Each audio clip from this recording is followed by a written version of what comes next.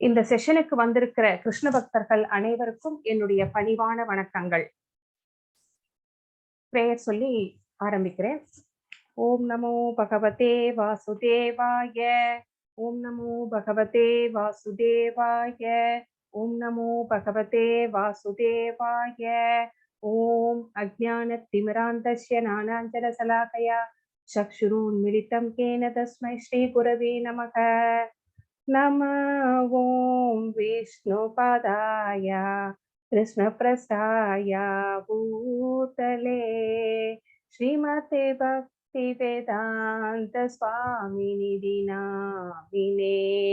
नमस्ते सरस्वती देवे गौरवाणी प्रचारिणे निर्विशेष शून्यवादी पाश्यता देशता दिने। जय श्री चैतन्य प्रभो नित्यानंद श्री अद्वैत गदाधरा श्रीवासादि गौरभक्त वृंदा। हरे कृष्ण कृष्ण कृष्ण हरे हरे, हरे राम राम राम हरे हरे, हरे कृष्ण कृष्ण कृष्ण हरे हरे, हरे राम राम राम हरे हरे, हरे कृष्ण कृष्ण कृष्ण हरे हरे, हरे राम राम राम हरे हरे. ஹரே கிருஷ்ணா டிவோட்டீஸ். இந்த செஷனுக்கு வந்திருக்கிற பக்தர்கள் அனைவரையும் மறுபடியும் ஒரு தடவை வருகன்னு சொல்லி என்னுடைய பணிவான வணக்கங்களை தெரிவித்துக் கொள்கிறேன். हरे कृष्णा माता जी, दंडवत प्रणाम माता जी. प्रणाम माता जी, दंडवत प्रणाम.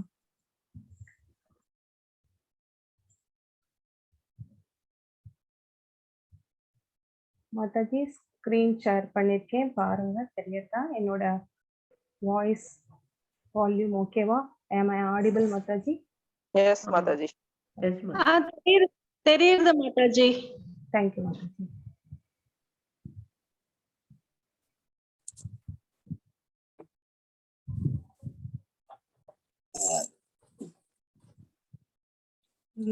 ಗ್ರೇನ್ ಆಫ್ ಮಾಡಿ ಹೇಳ್ತೀನಿ, ಅವಾಗ ಆಫ್ ಮಾಡ್ಬೇಕಮ್ಮ. ಪ್ಲೀಸ್.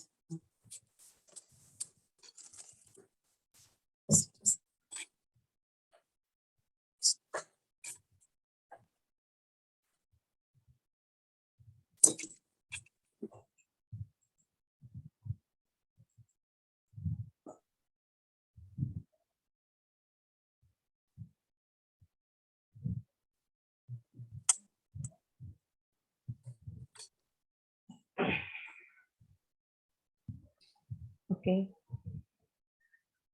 ஞான யோகம், அறிவின் யோகம். ஞானம் அப்படின்னா நம்மளுக்கு தெரியும், அறிவு அப்படின்னு. அறிவை கொண்டு பகவானை எப்படி லிங்க் பண்றது, பகவானை எப்படி பகவானிடம் ஒரு ரிலேஷன்ஷிப்பை வளர்த்துக் கொள்வது, அதை பற்றிய இந்த அறிவின் யோகம் சாப்டர்ல பகவான் நம்மளுக்கு என்ன சொல்றார் அப்படிங்கிறத நம்ம இங்க பார்க்க போறோம். ஸ்ரீ ஸ்ரீ ராதா கோவிந்தர் இஸ்கான் பெங்களூருவுக்கு நம்முடைய பணிவான வணக்கங்களை சமர்ப்பித்துவிட்டு இந்த செஷனுக்கு செல்லலாம். ஹரே கிருஷ்ண கிருஷ்ண கிருஷ்ண ஹரே ஹரே, ஹரே ராம ராம ராம ஹரே ஹரே. ஜகத்குரு ஸ்ரீல பிரபுபாதகி ஜெய். நேத்து நம்ம பார்த்த கர்மயோகம் சாப்டர்ல என்ன ரீகேப் நம்ம பார்த்திடலாம். துரத்தல் அல்லது செயல் எது சிறந்தது, ஏகம் வத எது எனக்கு மிகவும் நன்மை அளிக்கக்கூடியது அப்படின்னு பகவான் கிட்ட அர்ஜுனர் கேட்கிறாரு. அவர் என்ன நினைச்சுக்கிட்டாரு அப்படின்னா, துரத்தல் அப்படின்னா செயல். ஹரே கிருஷ்ணா.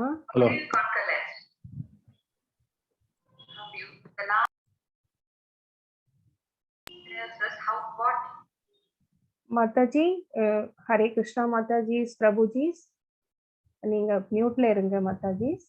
நான் மியூட் பண்ணினேன் மாதாஜி. இப்போ ஆஹ் திருப்பியும் ஆனா ஓபன் பண்ணாங்க. இப்ப திருப்பியும் மியூட் பண்ணினேன். ஓ அவங்க தங்கம் மாதாஜி, தங்கம் தானே? Yeah, yeah.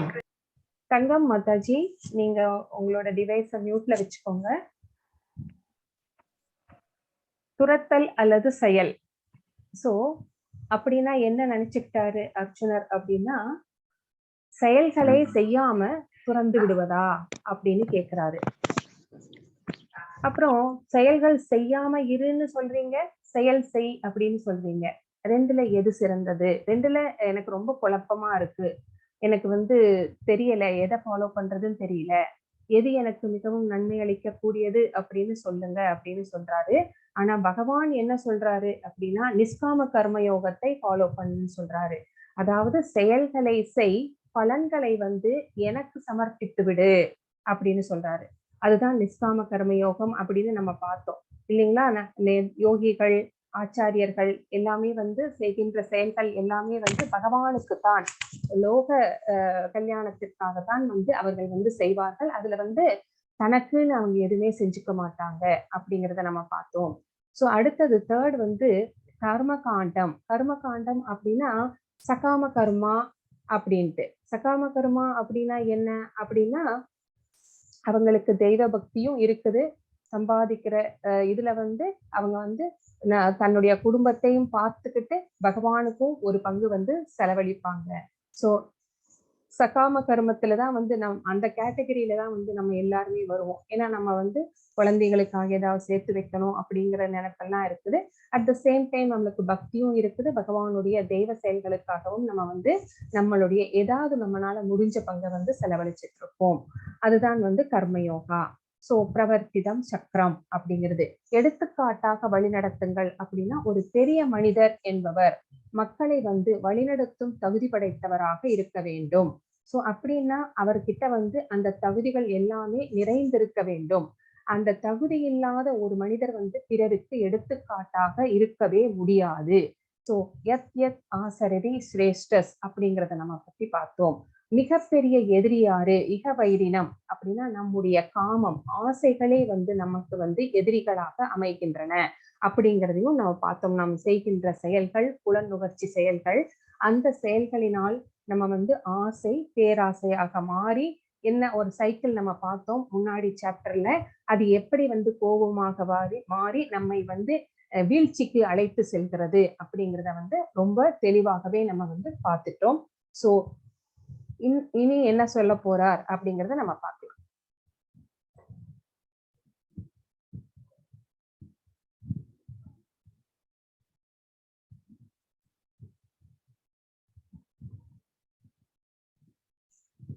சோ இந்த சாப்டர்ல பகவான் நமக்கு கிருஷ்ணரை பற்றிய ஆழ்நிலை அறிவு, ஏவம் பரம்பரா பிராப்தம். சோ 4.1 10 வரைக்கும் வந்து கிருஷ்ணரை பற்றிய ஆழ்நிலை அறிவு, அவர் யாரு, என்ன அவருடைய சக்திகள் எல்லாம் என்ன அப்படிங்கறது எல்லாம் வந்து இந்த 1.1 10 வரைக்கும் உள்ள ஸ்லோகத்துல வந்து நம்ம பார்க்க போறோம். சோ ஏவம் பரம்பரா பிராப்தம் அப்படின்னா முக்கியமான சொல். அந்த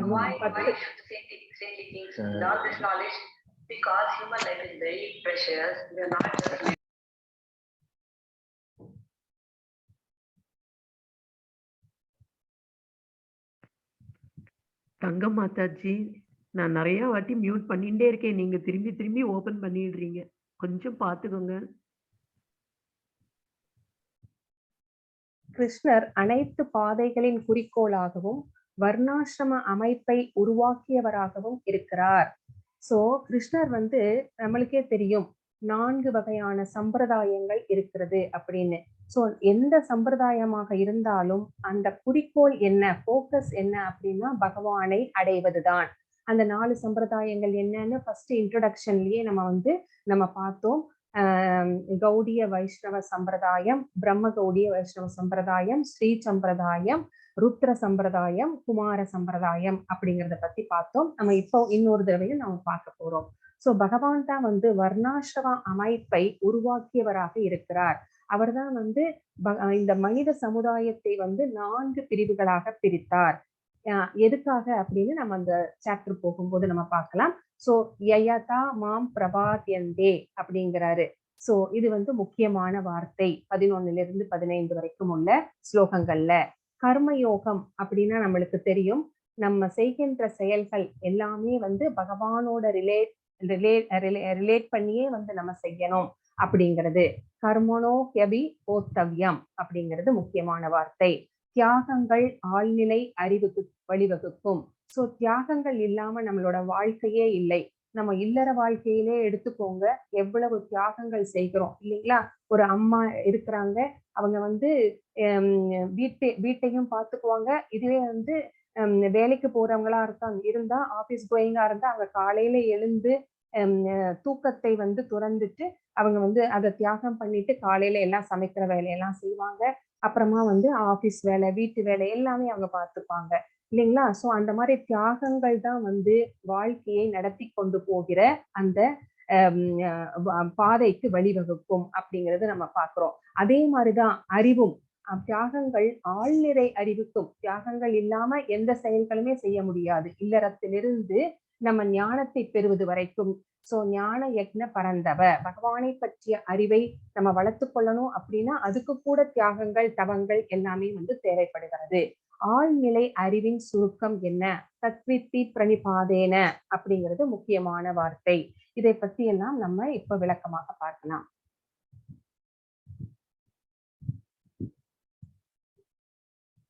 பகவத்கீதை உண்மை உருவில். சோ பகவத்கீதையுடைய அந்த பிறந்த வரலாறு பத்தி நம்ம இப்ப பார்க்க போறோம். பகவத்கீதையின் வரலாறு. ஸ்ரீ பகவானுவாச்ச இவம் விவஸ்வதே யோகம் ப்ரோக்தவான் அகமவ்யயம் விவஸ்வான் மனவே பிராக மனுர் இஸ்வாகவே பிரவீத். புருஷோத்தமரான முழுமுதற் கடவுள் ஸ்ரீகிருஷ்ணர் கூறினார், அழிவற்ற இந்த யோக விஞ்ஞானத்தை நான் சூரிய தேவனான விவஸ்வானுக்கு உபதேசித்தேன். விவஸ்வான் மனிதகுல தந்தையான மனுவுக்கும் மனு இஸ்வாகு மன்னனுக்கும் இதை முறையே உபதேசித்தனர். சோ பகவத்கீதை எப்படி பறந்ததுன்னு நினைச்சிட்டு இருக்கோம் நம்ம. ஃபர்ஸ்ட் அர்ஜுனருக்கு தான் பகவான் சொன்னார் அப்படின்னு நினைச்சிட்டு இருக்கோம். இல்லை அப்படிங்கிறது இந்த ஸ்லோகத்திலிருந்து தெரிய வருகிறது. பகவான் யார வந்து செலக்ட் பண்ணியிருக்கிறார் அப்படின்னு பாருங்க, சூரிய தேவனை. இது வந்து யோக விஞ்ஞானம் அப்படிங்கிறாரு. சோ இந்த யோக விஞ்ஞானத்தை அழிவற்றது அப்படின்னு சொல்றாரு. அழியவே அழியாது, இதுக்கு அழிவே கிடையாது. இந்த பிரபஞ்சங்கள் இருக்கும் வரை இந்த யோக விஞ்ஞானம் இருந்து கொண்டே இருக்கும். நான் சூரிய தேவனான விவஸ்வானுக்கு, சூரிய தேவனுடைய பெயர் என்ன அப்படின்னா விவஸ்வான். அப்ப சூரிய தேவன் சொல்றோமே, அது என்னன்னா அவருடைய போஸ்ட், அது சூரிய தேவன் அப்படிங்கிறது. சோ சூரிய தேவனான விவஸ்வானுக்கு நான் உபதேசித்தேன். சோ விவஸ்வான் என்ன பண்ணினாரு?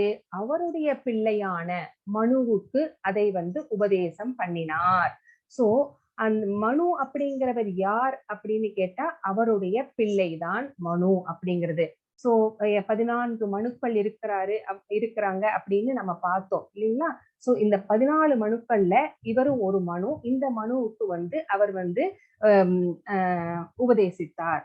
மனு என்ன பண்ணினார் அப்படின்னா தன்னுடைய பிள்ளையான இஸ்வாகு மன்னனுக்கு இந்த யோக விஞ்ஞானத்தை வந்து உபதேசித்தார். மனுவனுடைய பிள்ளை இஸ்வாகு மன்னன் அப்படிங்கிறோம். இந்த இஸ்வாகு அப்படிங்கிற இந்த பேரை வந்து நீங்க கேள்விப்பட்டிருப்பீங்க.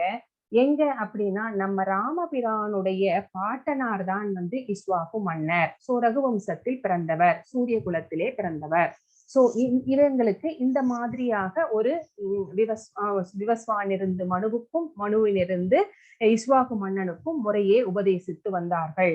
ஏன் இவங்களுக்கு வந்து இவங்களை செலக்ட் பண்ணினாங்க அப்படின்னா, மன்னர்களை ஏன் செலக்ட் பண்ணினாங்க அப்படின்னா அந்த காலத்துல எல்லாம் வந்து அந்த செயின்ட்லி கிங்ஸ் அப்படின்னு சொல்லுவாங்க.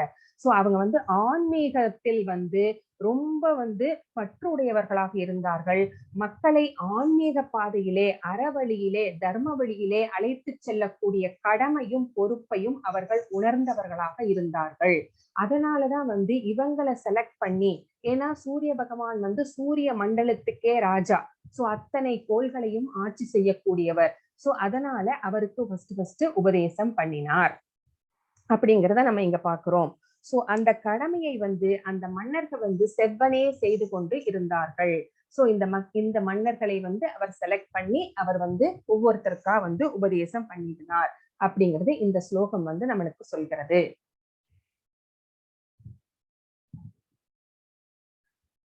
அடுத்த ஸ்லோகம் என்ன சொல்கிறது அப்படின்னு பார்த்தோம்னா, ஏவம் பரம்பரா பிராப்தம் இமம் ராஜஸ்யோ விதுக சகாலே நேகமகதா யோகோ நஷ்ட பரந்தபக. உன்னதமான இந்த விஞ்ஞானம் சீடர்களின் சங்கிலி தொடர் மூலமாக பெறப்பட்டு அவ்வாறே புனித மன்னர்களால் உணரப்பட்டது. சோ இது வந்து எப்படி வந்தது அப்படின்னு நம்ம முதலே பார்த்தோம். ஃபர்ஸ்ட் அந்த பகவான் கிட்ட இருந்து பிரம்மா வந்து 1000 வருடங்கள் தவம் செய்துதான் வந்து வேதங்களை எல்லாம் கற்றுக்கொண்டார். அதுக்கப்புறம் தான் வந்து அவருக்கு அந்த உபதேசம் கிடைத்தது. அவர்கிட்ட இருந்து அவருடைய பிள்ளையான நாரதர் கிட்ட இருந்து சங்கிலி தொடர் மூலமாக குருமார்களை எல்லாம் வந்து நம்ம ஒரு பிக்சர் பார்த்தோம். நீங்க அந்த மனசுல ஞாபகப்பட அந்த சங்கிலி தொடர் மூலமாக தான் பெறப்பட்டது. அது பெறப்பட்டு அந்த குருமார்கள் கிட்ட இருந்து மன்னர்களுக்கு வந்து சேர்ந்தது. அந்த காலப்போக்குல அந்த இஸ்வாகு மன்னருக்கு அப்புறமா அந்த ஸ்ரீராமபிரான் வந்து தன்னுடைய அவதார நோக்கம் முடிவடைந்து அவர் வந்து மேல வைகுண்டம் போனதுக்கு அப்புறமா இந்த யோக விஞ்ஞானம் வந்து ஏதோ மறைந்து விட்டதை போல தோன்றுகிறது அப்படின்னு இங்க சொல்லப்பட்டிருக்கிறது. இந்த மறைஞ்சு போனதுனால அதனாலதான் வந்து அர்ஜுனருக்கு மறுபடியும் வந்து பகவான் வந்து செகண்ட் டைமா வந்து உபதேசம் பண்ணினார். சோ அர்ஜுனர் வந்து ஃபர்ஸ்ட் ஸ்டூடெண்ட் கிடையாது, அர்ஜுனர் வந்து செகண்ட் ஸ்டூடெண்ட் அப்படிங்கிறத வந்து நம்ம தெரிஞ்சுக்கணும். சோ சூரிய பகவான் தான் வந்து அவருடைய ஃபர்ஸ்ட் ஸ்டூடெண்ட். நான் இந்த பிக்சர் தான் சொன்னேன். பகவான் கிட்ட இருந்து பிரம்மாவிற்கும் வேதங்களை வந்து 1000 வருடங்கள் தவம் இருந்து அவர் வந்து உபதேசம் வாங்கி கொண்டார் பகவான் கிட்ட இருந்து. அதுக்கப்புறம் நாரதர், அப்புறம் குருமார்கள், 32வது குருவாக வந்து நம்ம ஸ்ரீல பிரபுபாதர் இருக்கிறார் இந்த கௌடிய சம்பிரதாயத்திலே. இது வந்து கௌடிய சம்பிரதாயம். இப்ப பகவான் என்ன சொல்றார்? எல்லா பாதைகளின் நோக்கமுமாக பகவான் இருக்கிறார். Excuse me. சோ பிரம்ம கௌடிய சம்பிரதாயம், லக்ஷ்மி சம்பிரதாயம். சோ பிரம்ம கௌடிய சம்பிரதாயம் அதுல வந்து யார் வந்து ப்ராமினன்ட் குருவா இருக்கிறாங்க அப்படின்னு பார்த்தா பிரம்மா தான் தோற்றுவித்தார். அது நெக்ஸ்ட் வந்து ஸ்ரீ சம்பிரதாயம் வந்து லக்ஷ்மினால். அடுத்தது வந்து ருத்ர சம்பிரதாயத்தை தோற்றுவித்தவர் வந்து சிவபெருமான். அடுத்தது குமார சம்பிரதாயத்தை தோற்றுவித்தது வந்து சனத்குமாரர்கள். இவங்க யாரு அப்படின்னா பிரம்மாவினுடைய 4 புதல்வர்கள். சோ இந்த பிரம்ம கௌடிய சம்பிரதாயத்திலே முக்கியமான ஆச்சாரியர் யார் அப்படின்னா மத்வாச்சாரியார். சோ மத்வாச்சாரியாருடைய வழியில் வந்தவர் தான் இந்த கௌடிய சம்பிரதாயத்தை சேர்ந்த அத்தனை குருமார்களும் ஸ்ரீல பிரபுபாதா அவர்களும் கூட. நம்ம அதை தான் இப்ப ஃபாலோ பண்ணிட்டு இருக்கிறோம். இப்ப ஸ்ரீ சம்பிரதாயத்திலே வந்து முக்கியமான ஆச்சாரியர் யார் அப்படின்னா நம்மளுக்கு எல்லாமே தெரியும், ராமானுஜாச்சாரியார். அடுத்தது ருத்ர சம்பிரதாயத்திலே முக்கியமான ஆச்சாரியார் ப்ராமினன்ட் குரு யாரு அப்படின்னா விஷ்ணு சுவாமிகள். சனத்குமாரர்களுடைய இதுல வந்து முக்கியமானவர் யார் அப்படின்னு கேட்டா நிம்பாக்காச்சாரியார். சோ இவங்க எல்லாருமே இந்த 4மே வந்து அத்தன்டேக்ஸ் தான். இந்த 4ல வந்து எதையும் ஃபாலோ பண்ணினாலுமே வந்து அது கரெக்ட் தான். சோ இந்த 4 சம்பிரதாயங்களுடைய குறிக்கோளும் ஒன்றேதான், பகவான் கிருஷ்ணரை அடைவது.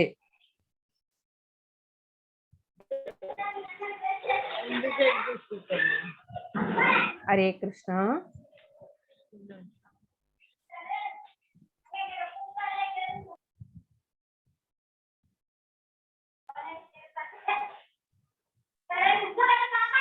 லக்ஷ்மி மாதாஜி, லக்ஷ்மி மாதாஜி, ஹரே கிருஷ்ணா.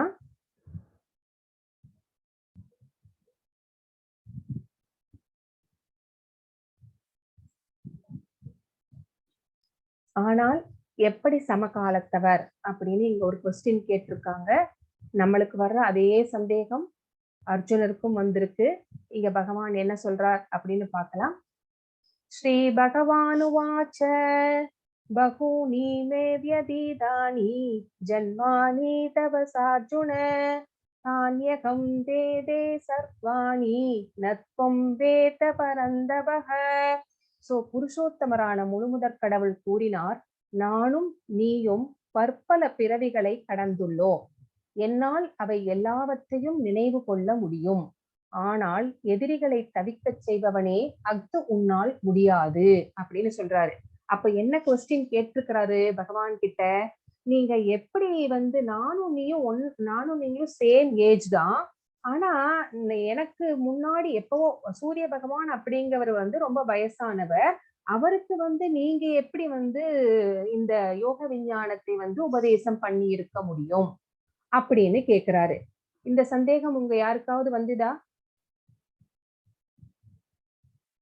ஹரே கிருஷ்ணா. இல்ல மாதாஜி. ஓகே.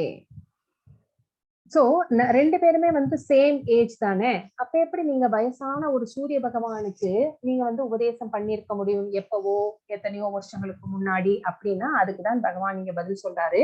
நானும் நீயும் பற்பல பிறவிகளை கடந்துள்ளோம். இப்ப என்ன சொல்றாரு அப்படின்னா, ஆத்ம ஞானத்தை நீ நினைவில் கொள்ள வேண்டும் அப்படிங்கிறாரு. நம்முடைய உடல்கள் தான் அழிஞ்சுக்கிட்டே இருக்கும். நம்முடைய ஆத்மாவுக்கு அழிவே கிடையாது. அது எத்தனையோ பிறவிகளை கடந்து வந்திருக்கிறது. சோ அந்த மாதிரி இந்த மாதிரி நிறைய பிறவிகளை நம்ம கடந்து வந்திருக்கிறோம். நம்ம ரெண்டு பேரும் ஒன்னாவே. சோ என்னால அதை எல்லாமே நினைவில் கொள்ள முடியும். சோ நீ முன்னாடி பிறவியில என்னவா இருந்த, அதுக்கும் முன்னாடி பிறவியில என்னவா இருந்த, இப்போ அடுத்த பிறவியில என்னவா பிறக்க போற அப்படிங்கிற எல்லா விஷயங்களுமே பகவானுக்கு தெரியும். அதை எல்லாமே நினைவில் கொள்ள முடியும். ஆனா நமக்கு போன வாரம் இதே நாள் நம்ம என்ன பண்ணிட்டு இருந்தோம், என்ன சமையல் பண்ணினோம் அப்படின்னு கேட்டா நம்மளால சொல்ல முடியாது. நமக்கு அவ்வளவு ஞாபகம் எல்லாம் நம்மளுக்கு கிடையாது. யாரும் ஒரு சிலர் வேணா சொல்லுவாங்க. ஆனா எல்லாருனாலையும் டக்குன்னு சொல்ல முடியாது. நான் இந்த டைம்ல என்ன பண்ணிட்டு இருந்தேன், என்ன சமையல் பண்ண அன்னைக்கு அப்படின்னு கேட்டா என்னால சொல்ல முடியாது. சோ அந்த மாதிரிதான் நம்ம எல்லாருமே கண்டிஷன்டு சோல்ஸ். சோ நம்மனால அவ்வளவு ஞாபக சக்தி எல்லாம் நம்மளுக்கு கிடையாது. சோ நம்மனால எதையுமே நினைவு வைத்துக் கொள்ள அந்த சக்தி நம்மளுக்கு கிடையாது. சோ அதனால எதிரிகளை தவிக்க செய்பவனே அப்படின்னு புகழ்றாரு அர்ஜுனரை பகவான். சோ எந்த போரிலையுமே அர்ஜுனர் தோத்ததே கிடையாது. அவர் எங்கெல்லாம் போறாரோ அங்க எல்லாமே வெற்றிதான். சோ அதனாலதான் அவரை அவ்வளவு புகழ்ந்து சொல்றாரு. அஃது உன்னால் முடியாது. உன்னால எல்லாத்தையுமே நீ நினைவு வைத்துக் கொள்ள முடியாது அப்படின்னு இங்க சொல்றாரு. ஏன்னா இவங்க போன அதுக்கும் முன்னாடி பிறவியில இவங்க ரெண்டு பேருமே ஒன்னாதான் பிறந்திருக்காங்க. எப்படி அப்படின்னு கேட்டீங்கன்னா, நரநாராயணராக பிறந்திருக்கிறார்கள். ஒரு சமயத்துல சகஸ்ர கவசன் அப்படிங்கிற ஒரு அசுரன் பிரம்மா கிட்ட இருந்து வரம் வாங்கிட்டு வந்திருக்கிறாரு. சோ எப்படிப்பட்ட வரம் அப்படின்னா, அவருக்கு 1000 கவசங்கள் இருக்கிறது. சோ அவருடைய அந்த மார்பின் மேல அந்த 1000 கவசங்களையும் யாராலையுமே அந்த 1000 கவசங்களை விலக்கினால் மட்டுமே அவரை கொல்ல முடியும். சோ அந்த மாதிரி ஒரு வரத்தை வாங்கிட்டு வந்திருக்கிறாரு. அந்த வரம் வாங்கிட்டு வந்ததுக்கு அப்புறமா அந்த அசுரன் அவனுக்கு தலகாலே புரியல. யாருமே அந்த கவசத்தை நீக்க முடியாது. ஏன்னா அந்த ஒரு கவசத்தை நீக்குவதற்கு 12 வருடங்கள் ஒருத்தர் தவம் செய்யணும். அப்புறம் 12 வருடம் தவம் செய்து முடிச்சிட்டு 12 வருடங்கள் தொடர்ந்து அவனுடன் போர் செய்ய வேண்டும். என்ன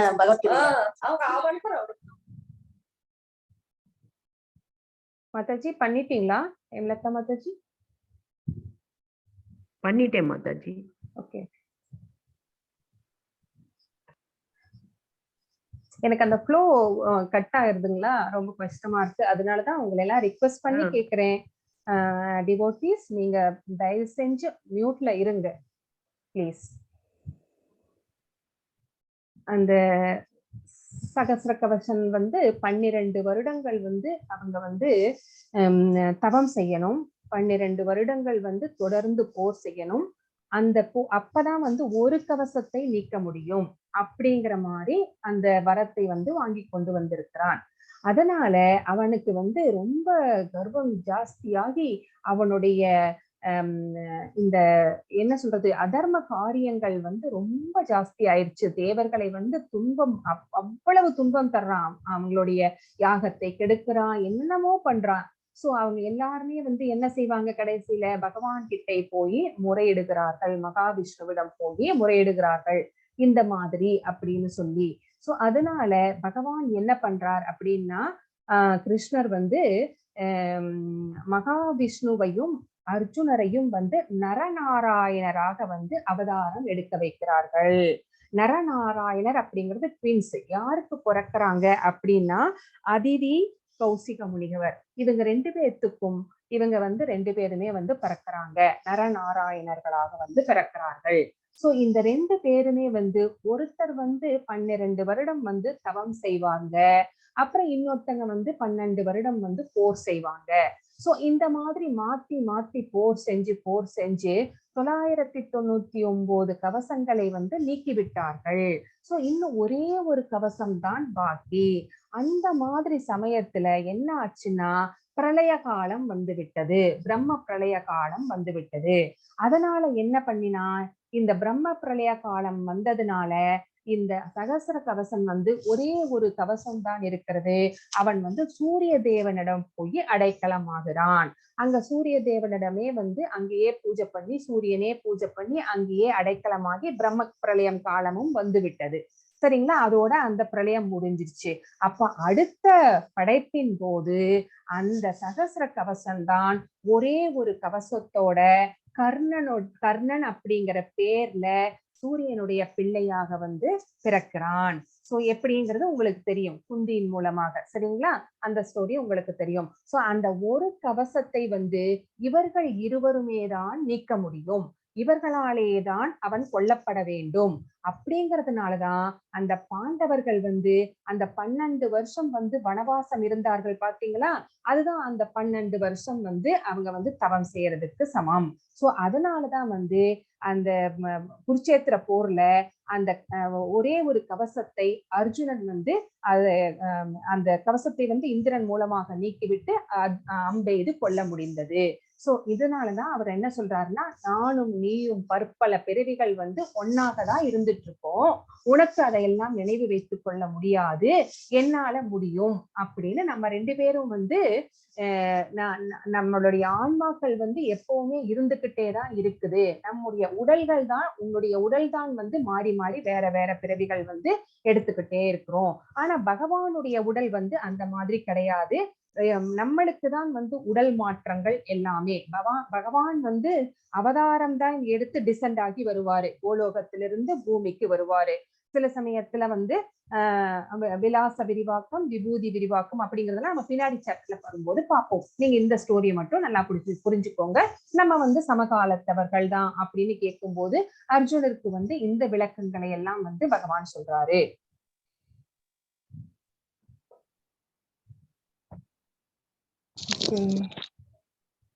இப்போ அடுத்தது நம்ம என்ன பார்க்க போறோம் அப்படின்னா, பிரம்மாவின் ஹரே கிருஷ்ணா, யாராவது என்னோட பேசுறீங்களா? ஏதாவது கேக்குறீங்களா?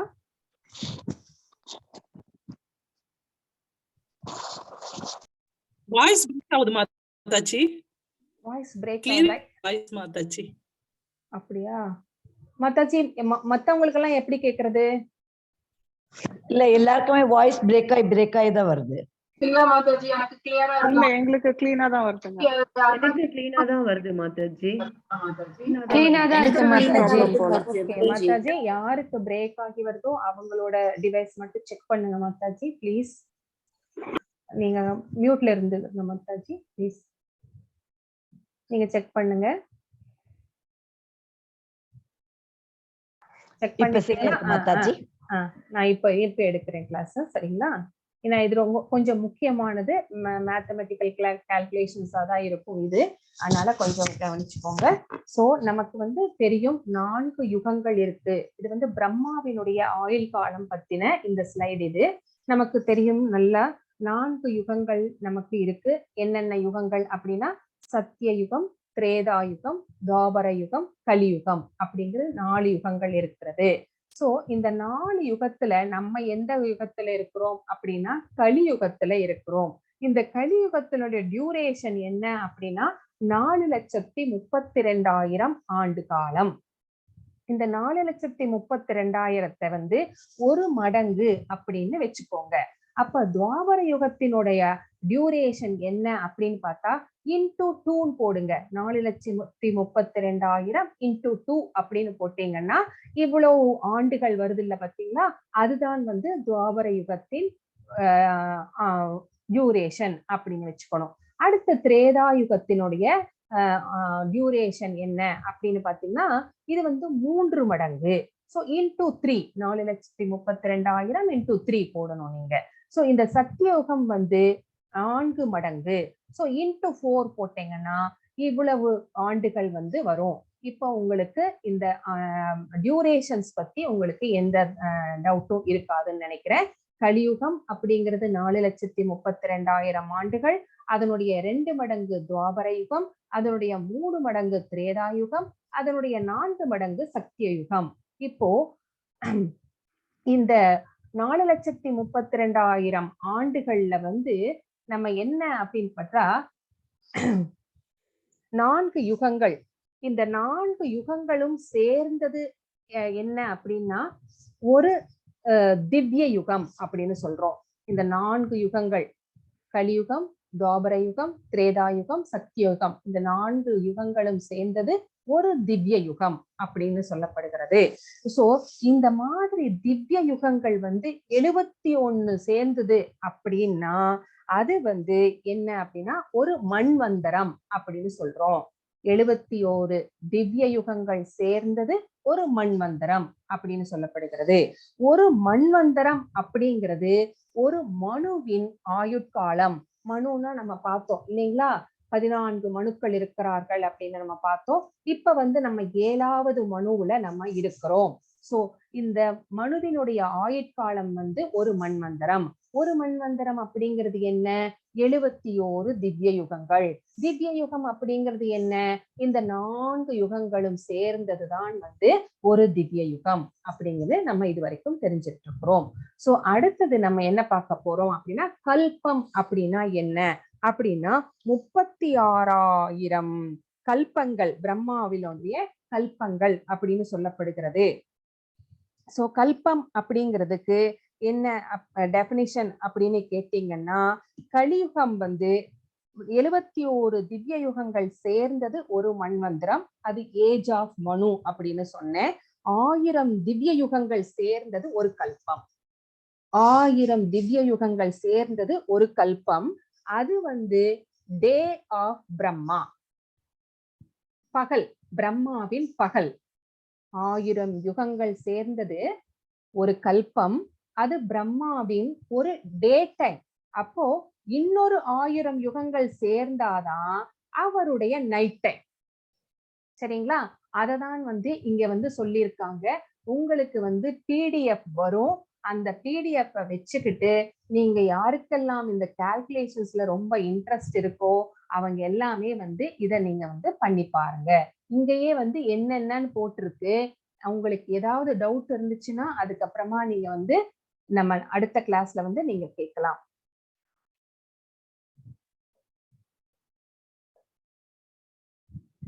பிரம்மாவினுடைய ஆயுட்காலம் இந்த எவ்வளவு அப்படின்னு கேட்டா பிரம்மாவினுடைய 6 மண்வந்தரங்கள் முடிந்து விட்டன. நம்ம 7வது மண்வந்தரத்துல இருக்கோம் அப்படின்னு சொன்னோம். சோ இங்க பிரம்மாவினுடைய ஆயுட்காலம் வந்து இப்ப இந்த கலியுகத்துல வந்து 50% வந்து முடிஞ்சிருச்சு. 50% எப்படி முடிஞ்சது அப்படின்னா நம்ம இங்க வரும்போது நம்ம பார்க்கலாம் கடைசியா. சோ 6 மண்வந்தரங்கள் வந்து முடிஞ்சிருச்சு. 6 × 4,32,000. இந்த 10 எதை ரெப்ரசன்ட் பண்ணுது அப்படின்னா அந்த மடங்குகளை எல்லாம் கூட்டுங்க. மடங்குகள் எல்லாம் 1 மடங்கு, 2 மடங்கு, 3 மடங்கு அதெல்லாம் கூட்டுனீங்கன்னா வந்து அந்த சுழற்சிகளை கூட்டினீங்கன்னா 10 வரும். 4, 7, 2 + 1 10. சரிங்களா? உங்களுக்கு புரியும்னு நினைக்கிறேன். புரியலைன்னா நான் முன்னாடி போய் மறுபடியும் சொல்றேன். இத பாருங்க, இது 1 மடங்கு, இது 2 மடங்கு. சோ 2 + 1 3. சோ இது எத்தனை மடங்குன்னு சொன்னேன்? 3. சோ 3 3 6. இது எத்தனை மடங்குன்னு சொன்னேன்? 4. சோ 6 4 10. அதை ரெப்ரசன்ட் பண்றதுதான் இங்க. சோ 1000 அப்படிங்கிறது என்ன, ஒரு கல்பம்னு சொன்னேன். சோ அதுதான் இங்க வந்து சொல்லியிருக்காங்க. சோ இந்த மாதிரி 4 யுகங்களின் 27 சுழற்சிகள், 27 நட்சத்திரங்கள் இருக்கு பாருங்க. அந்த மாதிரி 27 தடவை இந்த 4 யுகங்கள் வந்து சுழன்று வந்தா அதனுடைய கால்குலேஷன்ஸ் போட்டு பாத்தீங்கன்னா 116 பாயிண்ட் சம்திங் மில்லியன் இயர்ஸ் அப்படிங்கிறது வரும். சோ இந்த சத்திய, திரேதா மற்றும் துவாபர யுகங்கள், இதையெல்லாம் வந்து நம்ம சத்திய யுகம் வந்து 4, திரேதா வந்து 3 பிளஸ் துவாபர 2. சோ இதனுடைய இதெல்லாம் கூட்டினா வந்து 9 மடங்கு. சோ 9 மடங்கு இன்ட்டு 4,32,000னா இவ்வளோ மில்லியன் இயர்ஸ் வருகிறது. சோ கலியுகத்துல வந்து நம்ம பிறந்திருக்கோம். கலியுகம் ஆரம்பிச்சு இதுவரைக்கும் நம்ம எத்தனை ஆண்டுகளை கடந்து வந்திருக்கிறோம் அப்படின்னு பார்த்தோம்னா 5117 வருடங்கள் வந்து முடிந்து விட்டது. சோ மீதி இருக்கு. சோ பிரம்மாவினுடைய வாழ்க்கை அப்படிங்கிறது இந்த கால்குலேஷன் வேண்டாம் நம்மளுக்கு. அடுத்து எடுத்து போலாம். அதேதான் இங்க மறுபடியும் வரும். சரிங்களா? 4 யுகங்களுடைய 27 சுழற்சிகள்னு சொல்லிட்டேன். இது என்னன்னு சொல்லிட்டேன். சோ மனுவினுடைய வாழ்க்கை அப்படிங்கிறது வந்து இந்த 116 இன்டூ இது என்னன்னு சொன்னேன், இந்த இவ்வளோ இயர்ஸ் அப்படின்னு. இது ரெண்டத்தையும் கூட்டி இங்க வர்ற இயர்ஸ் இதையும் வந்து கூட்டி எல்லாத்தையும் கூட்டிட்டீங்கன்னா 120 மில்லியன் இயர்ஸ். சோ மனு பிறப்பதற்கு முன்பே கீதை இறைவன் தனது சீடரான சூரிய கடவுள் விவஸ்வானிடம் பேசினார். சோ விவஸ்வான் கிட்ட வந்து சூரிய கடவுள் கிட்ட வந்து பகவான் வந்து இந்த பகவத்கீதையை பேசி எத்தனை வருடங்கள் ஆனது அப்படின்னு கேட்டா நீங்க அப்ராக்சிமேட்டா இந்த 0.533 எல்லாம் சொல்ல வேண்டியது இல்லை. நீங்க வந்து 120 மில்லியன் அப்படின்னு மட்டும் நீங்க வந்து சொன்னாவே போதும். சோ சூரிய பகவான் கிட்ட பேசி எத்தனை மில்லியன் இயர்ஸ் ஆச்சு அப்படிங்கிற கேள்வி வந்தா 120 மில்லியன் இயர்ஸ் அப்படின்னு சொல்லுங்க. சோ அடுத்தது பூமிக்கு வந்து எவ்வளவு வருஷம் ஆச்சு, சூரிய பகவானுக்கு சொல்லி வந்து 120 மில்லியன் இயர்ஸ் ஆச்சு. இந்த பூமிக்கு அர்ஜுனருக்கு வந்து இங்க வந்து எப்ப வந்து சொன்னார், அது எவ்வளவு வருஷத்துக்கு முன்னாடி அப்படிங்கிறத நம்ம இப்ப பார்க்க போறோம். மகாபாரதத்தின் படி கீதையின் வரலாறு அப்படின்னு இங்க கொடுத்திருக்காங்க. திரேதா யுகத்தின் தொடக்கத்தில். சோ திரேதா யுகம் எங்க வந்துச்சுன்னு நம்ம பார்த்தோம். சத்தியோகத்துக்கு அடுத்ததே வந்து திரேதா யுகம் வந்திருந்தது. சோ அதனுடைய தொடக்கத்தில் விவஸ்வானால் மனுவுடனான இந்த உறவின் விஞ்ஞானம் வழங்கப்பட்டது. மனு வந்து யாருக்கு சொன்னார் அப்படிங்கிறத நம்ம பார்த்தோம். அவர் வந்து மனித குலத்தின் தந்தை மனு. சோ அவர் வந்து இந்த பூமியில வந்து பூமிக்கு வந்து அந்த இஸ்வாகு மன்னருக்கு வந்து அதை வந்து அந்த உபதேசம் பண்ணிட்டு போனார், அந்த யோக விஞ்ஞானத்தை. சோ இப்ப பூமிக்கு வந்துருச்சு. சரிங்களா? சோ இந்த ராமச்சந்திரர் தோன்றிய ரகுவம்சத்தின் முன்னோடி. சோ ரகுவம்சத்தினுடைய முன்னோடி வந்து இஸ்வாகு மன்னர். அந்த வம்சத்துலதான் வந்து ராமச்சந்திரர் வந்து வந்திருக்கிறார். ஆகையால் மகாராஜா இஸ்வாகுவின் காலத்திலிருந்தே மனித சமுதாயத்தில் பகவத்கீதை இருந்தது. சோ இஸ்வாகு மன்னர் காலத்திலிருந்தே வந்து பூமிக்கு வந்ததுனால திரேதா மற்றும் துவாபர யுகம். திரேதா யுகம் 3 மடங்கு, துவாபர யுகம் 2 மடங்கு, ரெண்டத்தையும் சேர்த்தா 5. சோ 5 இன்டூ 4,32,000 அப்படின்னா இங்க எத்தனை 2,16,000 வருடங்கள் சம்திங் வருகிறது. சோ இந்த கலியுகத்துல எவ்வளவு காலம் முடிந்து விட்டது, 5000 சொச்சம் வருஷங்கள் முடிந்துச்சு. சோ இது ரெண்டையுமே வந்து ஆட் பண்ணி பார்த்தோம் அப்படின்னா வந்து பூமிக்கு வந்து 2 மில்லியன் வருடங்கள் வந்து 2 மில்லியன் ஆண்டுகளுக்கு முன்பே வந்து பூமிக்கு பகவத்கீதை வந்து விட்டது அப்படிங்கறத நம்ம தெரிஞ்சுக்கிறோம். இப்போ பிரம்மாவினுடைய ஒரு நொடி அப்படிங்கிறது நம்மளுடைய மனித ஆண்டுகள்ல வந்து 1,00,000 ஆண்டுகள். சோ அவருடைய ஒரு நிமிடம் அப்படிங்கறத வந்து 1,00,000 இன்டூ 60 அப்படின்னு போட்டுக்கிட்டீங்கன்னா இத்தனை ஆண்டுகள் தான் வந்து பிரம்மாவின் ஒரு நிமிடம். சோ 1 மணி நேரம் அப்படிங்கிறத இன்டூ 60 அப்படின்னு போட்டுக்கிட்டீங்கன்னா இவ்வளவு ஆண்டுகள் 1 மணி நேரம். சோ இன்டூ ஒரு நாளுக்கு எத்தனை நிமிடங்கள் அப்படின்னு நீங்களே போட்டு கால்குலேட் பண்ணி பாருங்க. இத்தனை ஆண்டுகள் அப்படின்னு நமக்கு விடை தெரிகிறது. சோ பிரம்மாவினுடைய ஆண்டு ஆயுட்காலம் அப்படின்னா 311 பாயிண்ட் சம்திங். சோ அத்தனை மில்லியன் இயர்ஸ் தான், trillion years, sorry trillion years தான் வந்து பிரம்மாவினுடைய ஆயுட்காலம் அப்படிங்கிறது. அதை வந்து டிவைட் பண்ணிட்டீங்கன்னா by 2 போட்டீங்கன்னா 311 point something trillion years divided by 2 அப்படின்னு போட்டீங்கன்னா 155 அப்படிங்கிறது வரும். சோ அதுதான் வந்து 50% வந்து முடிஞ்சிருச்சு பிரம்மாவினுடைய ஆயுட்காலம் அப்படின்னு ஒரு சென்டென்ஸ் நம்ம பார்த்தோம். அதுக்கான விளக்கம் தான் இது. சோ இப்ப நம்ம இங்க என்ன பார்க்க போறோம் அப்படின்னா கிருஷ்ணர் எப்படி தோன்றினார் அப்படின்னு பார்க்க போறோம். அஜோ பீசன் அவ்யத்மா பூதானாம் ஈஸ்வரோ பீசன் பிரக்ருதிம் ஸ்வாம் அதிஷ்டாய சம்பவாம் யாத்ம மாயையா. நான் பிறப்பற்றவனாக இருந்தாலும், எனது திவ்யமான உடல் அழிவற்றதாக இருந்தாலும், உயிர்வாளிகள் அனைவருக்கும் நானே இறைவனாக இருந்தாலும், நான் எனது சுயமான திவ்யயுருவில் ஒவ்வொரு யுகத்திலும் தோன்றுகிறேன். சோ பகவான் வந்து ஒவ்வொரு யுகத்திலும் வந்து தோன்றுகிறார். இப்போ சூரியன் இருக்குது, சூரியன் காலையில வந்து தோன்றுகிறது அப்படின்னு தான் சொல்றோம். சாயந்தரம் என்ன சொல்றோம்? சூரியன் வந்து அஸ்தமிக்கிறது அப்படின்னு தான் சொல்றோம். அப்ப அந்த சூரியன் வந்து அங்கேயேதான் இருக்கு. ஆனா பூமி மட்டும் சுழல்வதனால சூரியன் வந்து மறைக்கப்படுகிறது. அப்புறம் மறுபடியும் காலையில வரும்போது தோற்றுவிக்கப்படுகிறது. அதை வந்து நம்ம என்ன சொல்லுவோம்? தோற்றுவிக்கப்படுகிறது, மறைக்கப்படுகிறதுன்னு தான் சொல்லுவேன் ஒழிய அதுக்கு வந்து சூரியனை காணோம் அப்படின்லாம் நம்ம சொல்ல மாட்டோம். அது அங்கேயேதான் பிக்சடா ஒரு இடத்துல இருக்கு. அந்த மாதிரிதான் பகவானும் வந்து ஒரே இடத்துல அங்கேயே இருக்கிறார் பூலோகத்திலேயே. அவர் எப்பெல்லாம் வந்து பகவானுடைய பக்தர்களுக்கு வந்து கஷ்டம் வருகிறதோ, எப்பெல்லாம் வந்து அதர்மம் தலை தூக்குகிறதோ, அப்பெல்லாம் வந்து தர்மத்தை நிலைநாட்டுவதற்காகவும் தன்னுடைய பக்தர்களுக்கு வந்து சந்தோஷப்படுத்துவதற்காகவும் ஒவ்வொரு யுகத்திலும் வந்து அவர் வந்து இங்க வர்றாரு. அவருடைய உடல் வந்து திவ்யமான உடல். அவருடைய உடல் வந்து அழிவற்றது. நம்ம பார்த்தோம் குருட்சேத்திர போர்ல வந்து அவருடைய வயசு வந்து 125. சோ அவருக்கு வந்து என்னைக்குமே வந்து எந்த சேஞ்சஸ்மே இருக்காது. நம்முடைய உடலுக்கு தான், நம்ம இந்த பௌதீகத்துல வந்து பிறந்த நமக்கு தான் வந்து 6 வகையான சேஞ்சஸ் இருக்கு.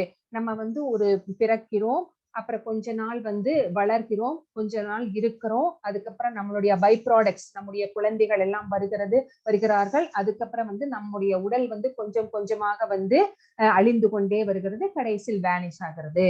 சோ இந்த மாற்றங்கள் எல்லாமே வந்து நமக்கு தானே ஒழிய பகவானுக்கு கிடையாது. உயிர்வாளிகள் அனைவருக்கும் நானே இறைவனாக இருக்கிறேன். பகவான் வந்து நம்முடைய எல்லோருடைய இதயத்திலுமே வந்து பரமாத்மாவாக வந்து இருக்கிறார். சோ அவர்தான் வந்து நம்ம எல்லாத்துக்குமே வந்து இறைவனாக இருக்கிறார்.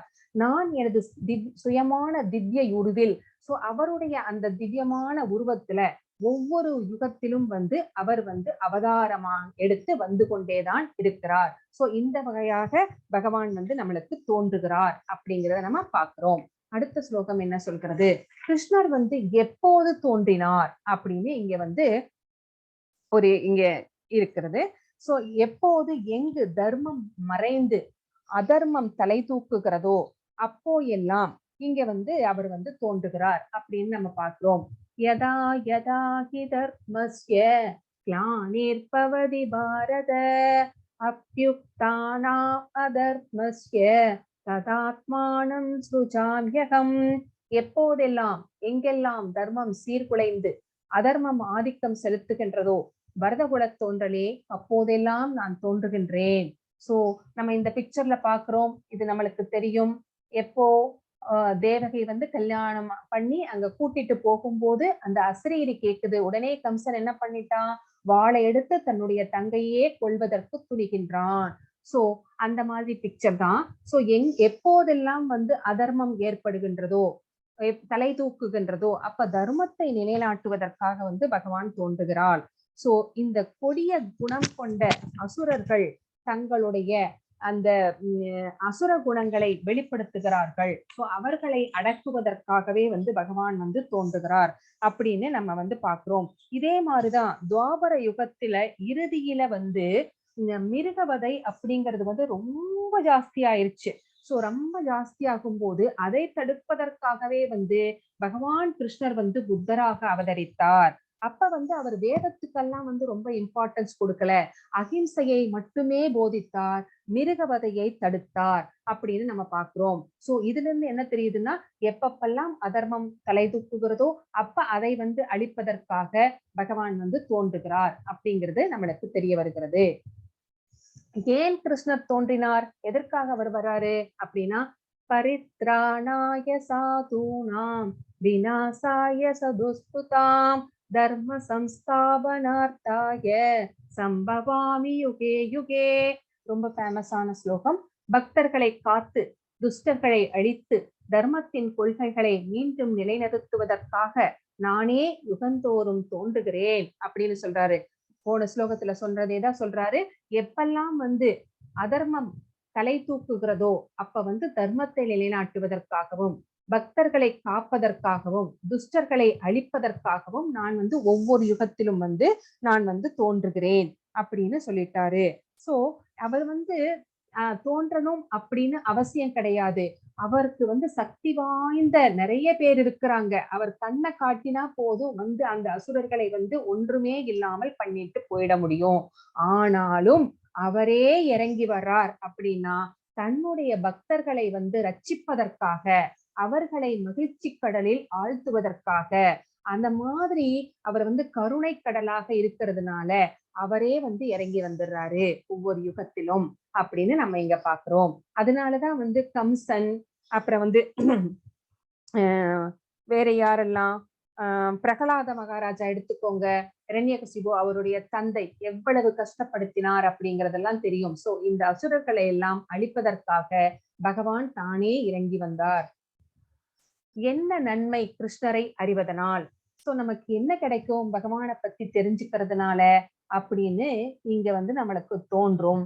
அதனால நம்ம என்ன பண்றோம்னா இந்த ஸ்லோகத்தை நம்ம படிச்சு தெரிஞ்சுக்கலாம். ஜன்ம கர்ம சமே திவ்யம் ஏவம் யோ வேதி தத்வதஹ த்யக்த்வா தேகம் புனர்ஜன்ம நைதி மாம் கேதி சோர்ஜுன. எனது தோற்றமும் செயல்களும் திவ்யமானவை என்பதை எவனொருவன் அறிகின்றானோ அவன் இந்த உடலை விட்ட பின் மீண்டும் இந்த பௌதீக உலகில் பிறப்பு எடுப்பதில்லை. அர்ஜுனா, அவன் எனது நித்திய உலகை அடைகிறான். சோ பகவானை வந்து தெரிந்து கொள்வதனால் என்ன நன்மை அப்படின்னு இங்க நம்ம பாக்குறோம். இந்த உலகம் அப்படிங்கிறது, இந்த பௌதீக உலகம் அப்படிங்கிறது வந்து துக்காலயம். சோ இந்த துக்காலயத்துல நம்ம எடுத்து வைக்கிற ஒவ்வொரு ஸ்டெப்புமே வந்து துன்பங்கள் நிறைந்தது. அந்த துன்பங்கள் ஏன் வருகிறது? நம்முடைய கர்மாக்கள்னால வருகிறது.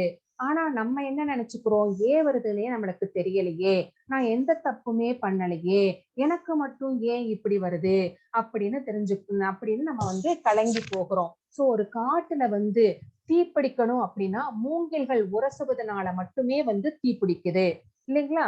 சோ அந்த மாதிரி காரண காரியமே இல்லாமல் வந்து ஏதோ ஒண்ணு நடந்துகிட்டேதான் இருக்கு நம்ம வாழ்க்கையில. சோ இந்த துக்காலயத்துல இருக்கிறவர்களுக்கு என்ன ஒரே ஒரு சொல்யூஷன் இங்கிருந்து தப்பிச்சு போறதுக்கு அப்படின்னு கேட்டா, பகவானை சரணடைந்து அவருடைய லோகமான கோலோக விருந்தாவனத்துக்கு போகிறது மட்டும்தான் நமக்கு வந்து இதிலிருந்து விடுதலை கொடுக்கக்கூடிய ஒரே ஒரு வழி. சோ எனது தோற்றமும் செயல்களும் திவ்யமானவை. சோ அவருடைய செயல்கள் வந்து அவருடைய பாஸ்ட் டைம்ஸ் இல்லைங்களா, கேட்டுக்கிட்டே இருக்கலாம். நம்மளுக்கெல்லாம் வந்து கொஞ்சம் கூட போர் அடிக்காது, நம்ம வந்து டயர்ட் ஆகவே மாட்டோம். சோ எப்ப எத்தனை தடவை வேணாலும் கேட்டுக்கிட்டே இருப்போம் இல்லைங்களா? சோ ஒரு படத்துக்கு போறோம் அப்படின்னா, ஒரு தடவை ரொம்ப பிடிச்சிருக்கு உங்களுக்கு அந்த படம் அப்படின்னா, சில பேரெல்லாம் வந்து திரும்ப திரும்ப பார்ப்பாங்க. எத்தனை தடவை பார்ப்பீங்க? ஒரு 4 தடவை, ஒரு 3 தடவை, அவ்வளவுதான் பார்க்க முடியும் இல்லைங்களா? ஆனா இப்ப ராமாயண் போடுறாங்க அப்படின்னு சொல்லிட்டா எத்தனை பேர் தயாரா இருக்கிறோம் பாக்குறதுக்கு இல்லைங்களா? டிவில பாக்குறதுக்கு அந்த சீரியல்ல இல்லைங்களா? ராமாயண் பகவானுடைய அந்த பாஸ்ட் டைம்ஸ் எல்லாமே பாக்குறதுக்கு அழிக்கவே அழுக்கல. எத்தனை தடவை வேணாலும் அவருடைய ஸ்டோரிஸ எல்லாமே நம்ம கேட்டுக்கிட்டே இருக்கிறோம் அப்படிங்கிறது நமக்கு தெரியுது. சோ இதுல இருந்து அவருடைய தோற்றமும் செயல்களும் திவ்யமானவை. சோ அது வந்து ரொம்ப வந்து திவ்யமா இருக்கும், நம்மளுக்கு அமிர்தமா இருக்கும். சோ எவன் ஒருவன் அறிகின்றானோ, இதை யாரு தெரிஞ்சு வச்சிருக்கிறாங்களோ அவன் வந்து இந்த உடலை உகுத்த பின்பு இந்த பௌதீக உலகில் வந்து பிறப்பு எடுப்பதில்லை. அவனுக்கு அவன் வந்து ஒரு டிவைன்டு ஸ்டேட்ல இருக்கிறதுனால அவன் வந்து என்ன மாதிரி ஆயிடுறான் அப்படின்னா, இந்த பௌதீக களங்கங்களை எல்லாம் துறந்து விட்டு ஆன்மீகத்துக்கு வர்றதுனால அவன் ஆன்மீகத்துக்கு வந்தா மட்டும்தான் பகவானை பற்றி தெரிந்து கொள்ள முடியும், பகவானை பற்றி புரிந்து கொள்ள முடியும். அப்போ இந்த உடலை உகுத்த பின்பு அவன் வந்து ஆன்மீக உலகை வந்து அடைகிறான், என்னுடைய நித்திய உலகை வந்து அடைகிறான். நித்திய உலகை அடைஞ்சதுக்கு அப்புறமா அவனுக்கு மறுபிறப்பு அப்படிங்கிறதே கிடையாது. பிறப்பு இறப்பு அப்படிங்கிற அந்த சைக்கிள்ல இருந்து அவன் வந்து தப்பிச்சிடுறான். சோ அவனுக்கு வந்து திவ்யமா அங்க போய் பகவானுக்கு டிவோஷனல் சர்வீஸ் பண்றது மட்டும்தான் அவனுக்கு அந்த சந்தோஷத்தை அனுபவித்துக் கொண்டே இருக்கலாம் அப்படிங்கிறது நமக்கு இங்க தெரிய வருகிறது. கிருஷ்ணருக்கும் நமக்கும் என்ன என்ன வித்தியாசங்கள் அப்படின்னு நம்ம பார்க்க போறோம். இங்க நம்மளுடைய இங்க வந்து இத நல்லா பாருங்க. இது வந்து என்ன அப்படின்னா கிராஸ் பாடி, சட்டில் பாடி, இது வந்து ஆத்மா, சோல். சோ இந்த கிராஸ் பாடி அப்படிங்கிறது அதாவது ஸ்தூல உடல், சூட்சும உடல், அப்புறம் வந்து ஆத்மா, சோல் அப்படிங்கிறது நமக்கு தெரியும். சோ நமக்கு வந்து இந்த 3 பாடி இருக்குது. ஆனா பகவானுக்கு அந்த மாதிரி எதுவும் கிடையாது. அவர் பிளவுகள் அற்றவர். சோ அவருக்கு வந்து தனித்தனியா எதுவும் கிடையாது. அவருடைய முழு உடலுமே வந்து ஆன்மீகமானது, நம்முடைய உடல் வந்து பௌதீகமானது. இது ஃபர்ஸ்ட் டிஃபரன்ஸ். அப்புறம் நம்மளுடைய உடல்ல வந்து 3 சப்டிவிஷன் இருக்கு பாருங்க. அந்த ஸ்தூல உடல் அப்படிங்கிறது வந்து பஞ்சபூதங்களால் ஆனது. பஞ்சபூதங்கள் அப்படிங்கிறது என்னன்னு தெரியும், நிலம், நீர், நெருப்பு, காற்று, ஆகாயம். சோ இந்த 5னால ஆனதுதான் இந்த ஸ்தூல உடல். நம்மளால கண்ணுல பார்க்க முடியுது. சூட்சும உடல் அப்படிங்கறத நம்மளால பார்க்க முடியாது. அது எதால ஆக்கப்பட்டது? மனம், புத்தி, அகங்காரம். சோ இந்த ஃபால்ஸ் ஈகோ. சோ இந்த 3னால் ஆக்கப்பட்டதுதான் வந்து சூட்சும உடல். அப்புறம் இன்னொன்னு என்ன இருக்கு நம்ம மனசுல? ஆத்மா. சோ இது 3ம் சேர்ந்ததுதான் நம்ம அப்படிங்கறது நம்ம தெரிஞ்சுக்கிறோம். சோ நமக்கும் பகவானுக்கும் இவ்வளவு டிஃபரன்சஸ் இருக்கிறது. சோ பகவான் ஆன்மீகமானவர், நம்ம வந்து பௌதீகமானவங்க. நம்மளுடைய உடல் வந்து தற்காலிகமானது, நம்முடைய ஆத்மா வந்து நித்தியமானது. ஆனா நம்மளுடைய அந்த உடல் வந்து தற்காலிகமானது. சோ நாம் கட்டுப்படுத்தப்படுகிறோம். நம்மளை வந்து ஒரு சக்தி வந்து கட்டுப்படுத்துது, யோக மாயா வந்து கட்டுப்படுத்துறாங்க. சோ அந்த யோக மாயை வந்து கட்டுப்படுத்தவர் யாரு? பகவான். நம்மளை கட்டுப்படுத்துவது வந்து யோக மாயா. அந்த யோக மாயையே படைத்து கட்டுப்படுத்தி கொண்டிருக்கிறவர் யாரு அப்படின்னு கேட்டா பகவான் தான் அந்த யோக மாயையை கட்டுப்படுத்துபவர் அப்படிங்கிறது தான் இங்க இருக்கிற டிஃபரன்சஸ். சோ வரலாற்றில் கிருஷ்ணரை அறிய முடிகிறது. சோ அப்படின்னா என்னன்னு பார்க்கலாம். வீதராக பய க்ரோதா மன்மயா மாம் உபாஸ்ரிதா பகவோ ஞான தபசா பூதாமத் பாவமாகதா. சோ பற்றுதல், பயம், கோபம் இவற்றிலிருந்து விடுபட்டு முழுவதும் என்னில் லயித்து என்னை சரணடைந்த பற்பல நபர்கள் என்னை பற்றிய அறிவால் இதற்கு முன் தூய்மையடைந்து உள்ளனர். இவ்வாறாக அவர்கள் எல்லோரும் என் மீது திவ்ய அன்பு உடையவர்களாக இருக்கிறார்கள். சோ பற்றுதல், சோ நம்ம எல்லாத்து மேலையும் பற்று ஜாஸ்தி வச்சிருக்கோம். சோ அதிலிருந்து யாரெல்லாம் விடுபட்டு இருக்கிறது, பற்றிலிருந்து விடுபடுவது அப்படிங்கிறது ரொம்ப ரொம்ப கஷ்டம். இந்த கண்டிஷன்டு சோல்ஸ், இந்த பௌதீக உலகத்துல வந்து பிறந்த நம்ம எல்லாருக்குமே வந்து, அதுவும் இல்லறவாசிகளுக்கு பற்றுதல் அப்படிங்கிறது ஜாஸ்தியாகவே இருக்கும். அப்புறம் பயம் இருக்கும், கோபம் இருக்கும். சோ இதிலெல்லாம் வந்து இந்த எந்த பௌதீகத்துல வந்து பிறந்துட்டோம்னாவே 3 குணங்கள் வந்து நம்மை ஆட்கொண்டு விடும். அந்த 3 குணங்கள்னால நம்ம வந்து நிறைய இந்த பௌதீகத்துல வந்து பந்தப்பட்டு விடுகிறோம். அதனால வந்து நம்மளுக்கு வந்து இந்த மாதிரி குணங்கள் எல்லாம் வருவது வந்து சகஜம். பற்றுதல், பயம், கோபம். சோ இதிலிருந்தெல்லாம் விடுபடுவது அப்படிங்கிறது ரொம்ப ரொம்ப கஷ்டம். ஆனாலும் அதையும் தாண்டி யாரெல்லாம் விடுபட்டு பகவானையே லயித்து மனதிலே வந்து பகவானை 24 மணி நேரமும் அவரையே நினைத்து அவருடைய சரணடைந்து பிரபத்தியந்தே அப்படின்னா சரணடைதல். சோ என்னிடம் சரணடைந்த பற்பல நபர்கள் நிறைய பேர் இருக்கிறாங்க, நம்மளுடைய ஆச்சாரியர்கள் எல்லாமே வந்து. சோ அவர்கள் வந்து என்னை பற்றிய அறிவால், சோ நாலேஜ், ட்ரூ நாலேஜ் அப்படின்னா என்ன அப்படின்னா பகவானை பற்றிய அறிவு. அதனால பகவானை பற்றி தெரிந்து கொண்டதுனால அவர்கள் வந்து உடலாலும் மனதாலும் தூய்மை அடைந்த எலிவேட்டட் சோல்ஸா இருக்காங்க. சோ அந்த மாதிரி இருக்கிறவர்கள் வந்து எல்லோருமே வந்து பகவான் கிட்ட வந்து மிகவும் மிகவும் ரொம்ப அன்புடையவர்களாக ஒரு தெய்வீகமான அன்பில் லயித்து இருக்கிறார்கள் அப்படின்னு இந்த ஸ்லோகம் நமக்கு சொல்கிறது. ஏயதா மாம் பிரபத்யந்தே தாம் ததைவ வசாம்யகம் மம வத்மானுவர்த்தந்தே மனுஷ்யா பார்த்த சர்வசக. அனைவரும் என்னிடம் எவ்விதம் சரணடைகிறார்களோ அதற்கு ஏற்றாற்போல நான் பலன் அளிக்கிறேன். பிரதாவின் மகனே, குந்தியின் மகனே, எல்லா விதத்திலும் அனைவரும் என் வழியை பின்பற்றுகின்றனர். சோ பகவான் கிட்ட வந்து யாரெல்லாம் சரணடைகிறார்களோ அவங்க வந்து என்ன தப்பு வேணாலும் செஞ்சிருக்கலாம் முன்னாடி, ஆனா திருந்தி பகவான் கிட்ட உண்மையான அன்போடு பக்தி செலுத்தினால் அவங்க வந்து சரணடைஞ்சிட்டா அதற்கு ஏற்றாற் போல நான் பலனளிக்கிறேன். சோ எத்தனை % நம்ம சரணடைகிறோம் அப்படிங்கிறது தான். முழுசா சரணடைஞ்சிட்டா அவர் நம்மளை வந்து அவருடைய ப்ரொடெக்ஷன் அந்த இதுக்குள்ள வச்சுப்பாரு. சோ அவருக்கு 50% தான் சரணடைஞ்சிருக்கோம் அப்படின்னா அதுக்கேற்ற மாதிரி அருள் செய்வாரு. சோ நம்ம எவ்வளவு பக்தி செலுத்துறோமோ அதற்கேற்ற மாதிரி அவர் ரெசிப்ரோகேட் பண்ணுவாரு.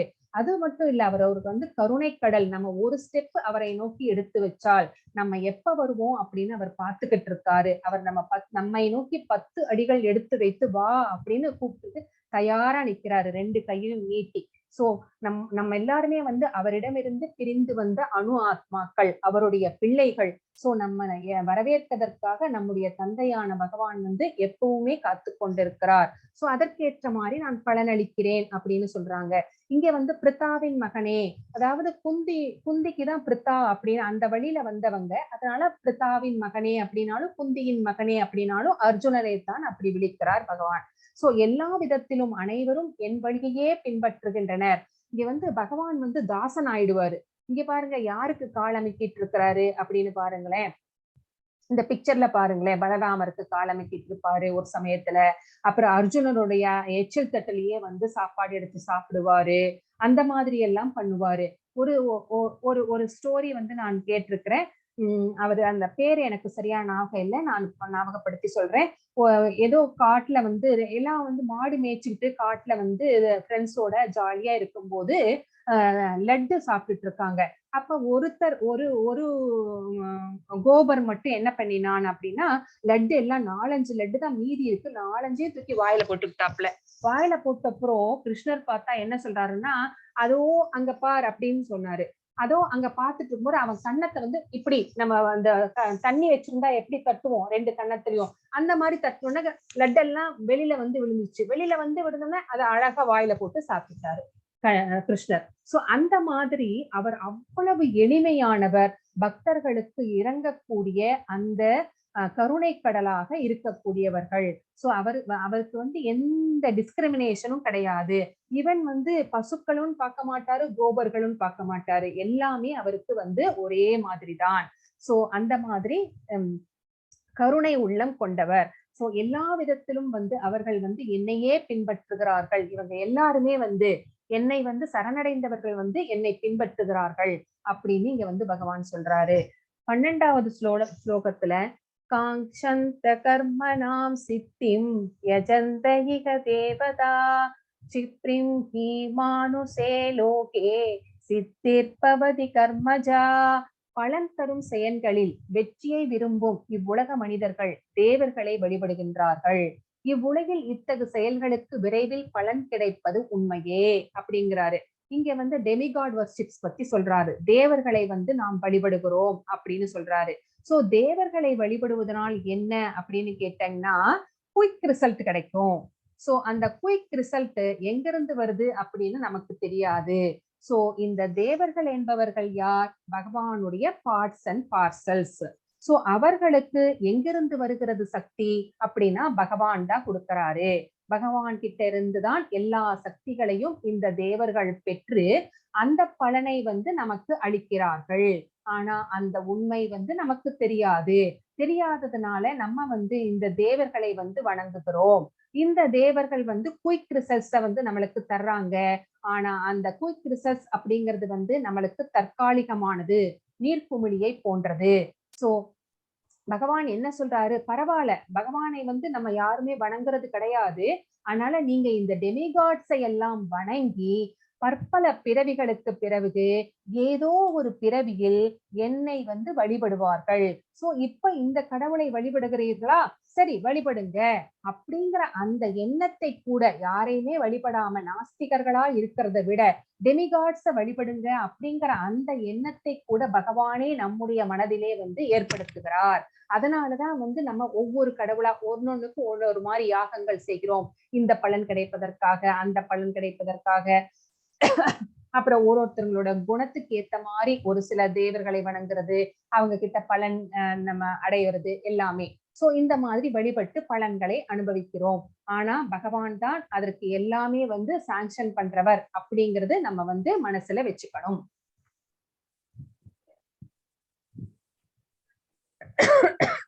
Excuse me. 13ல என்ன சொல்றார் அப்படின்னு பாத்தீங்கன்னா, சாதுர்வர்யமயா சிருஷ்டம் குணகர்ம விபாகசஹ தஸ்ய கர்த்தாரமவிமாம் வித்யத் கர்த்தாரமவ்யயம். 3 வித இயற்கை குணங்களுக்கும் அவற்றின் செயல்களுக்கும் ஏற்ப மனித சமூகத்தின் 4 வகை பிரிவுகள் என்னால் ஏற்படுத்தப்பட்டன. இம்முறையை படைத்தவன் நானே ஆயினும் மாற்றமற்ற என்னை செயல்களுக்கு அப்பாற்பட்டவனாக அறிந்து கொள். நான் நேத்தோ முந்தானேத்தோ சொன்னேன், பகவான் வந்து இந்த சமுதாயத்தை வந்து 4 பிரிவுகளாக, 4 வர்ணங்களாகவும் 4 ஆசிரமங்களாகவும் பிரித்தார். எதற்காக பிரித்தார் அப்படின்னா, நம்ம வந்து பிறந்துட்டோம் இந்த பௌதிகத்துல. ஆனால் நமக்கு வந்து மிருக குணங்கள் தான் ஜாஸ்தியா இருந்துச்சு. சோ அந்த மிருக இயல்புகளில் இருந்து நம்மை மனிதனாக வந்து உயர்த்துவதற்காக, எலிவேட் பண்றதற்காகவே வந்து அவர் வந்து இந்த 4 பிரிவுகளை ஏற்படுத்தினார். எதன் அடிப்படையில், வாட் பேசிஸ் அப்படின்னு பாத்தீங்கன்னா, குண கர்ம விபாகச அப்படிங்கிறாரு. அவர்களுடைய நமக்கு வந்து இந்த பௌதீக இயற்கையில வந்து 3 குணங்கள் நம்மை ஆட்கொண்டு விட்டன.